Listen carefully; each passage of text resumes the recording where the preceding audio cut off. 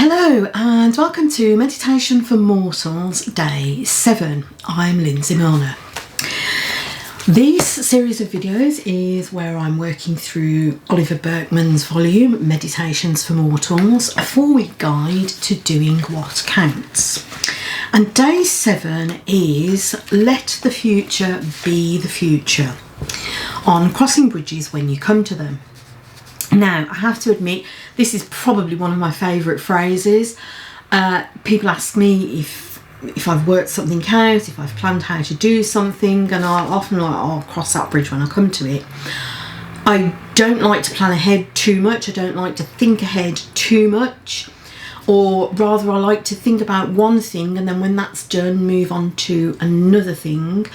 I can't be sort of planning too many details too much all at once. I am very much a last minute person, which I know has its drawbacks as well. But from one respect, it does mean that I am not worrying about things that might be happening in the future.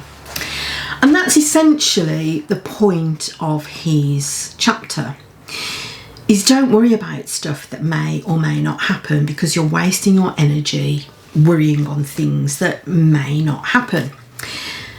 And I'm not going to lie, I'm not going to try and pretend that I never do this. Obviously, I do sometimes fret about things that might happen in the future. But I think on the whole, I've probably got this one fairly well under control.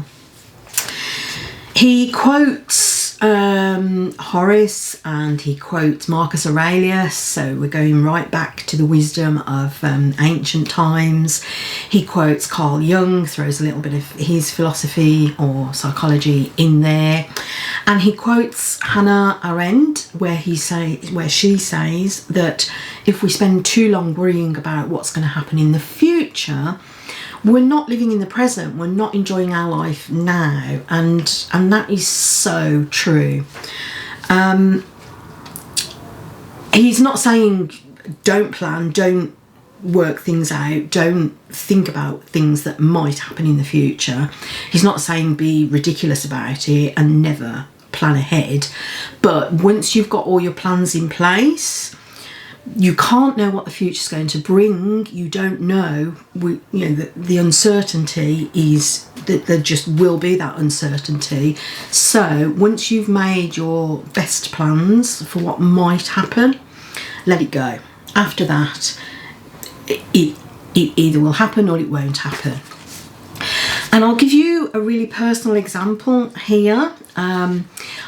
A couple of years back, I was diagnosed with bowel cancer. It kind of came out of the blue. I wasn't really expecting that diagnosis at all. And I had to have surgery to have that removed. So all went well. The surgery was a success. My health recovered, and I made sensible plans by really sorting out my diet and not eating foods that were likely to maybe make me sick again in the future. The blood tests that I had following this suggested that there might be a chance that there were some things floating around in the blood that shouldn't have been. And they said that maybe I should consider having chemotherapy. And I was told that there was a 20% chance of a recurrence of cancer. If I had the chemotherapy, that would reduce to 17%. So I decided that was not enough of the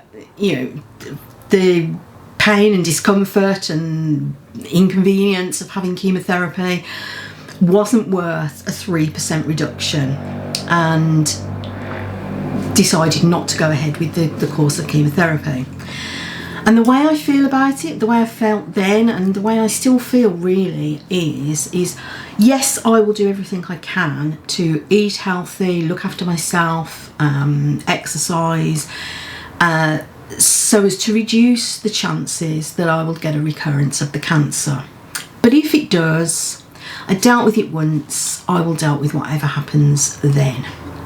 I mean, I was lucky that, I did deal with it without too much. I mean, it wasn't fun. I'm not going to lie, it wasn't fun. But without too much difficulty. I dealt with it. And if it happens to me again, I will deal with it again. I really feel like I'm not going to spend all of my time worrying that I might get cancer again. So I think, as I say, I think for me personally, this is one of my favourites. I will cross that bridge when I come to it, if I come to it. I'm not going to spend my life worrying that something bad like that might happen again. It might not. So that's this, not this week's, this is today's Meditations for Mortals, day 7. Let the future be the future. So I think the important lesson from that is live in the moment, enjoy your life now while you're living it, instead of fretting about things that may or may not happen. So, Meditations for Mortals by Oliver Burkeman, a 4-week guide to doing what counts. Let me know what you think. Are you the kind of person who frets about things that might happen in the future, or are you, is this one of your phrases too? I'll cross that bridge when I come to it. I will see you again tomorrow for week 2, for day 8 of the 4-week guide. I'm Lindsay Milner. Bye for now.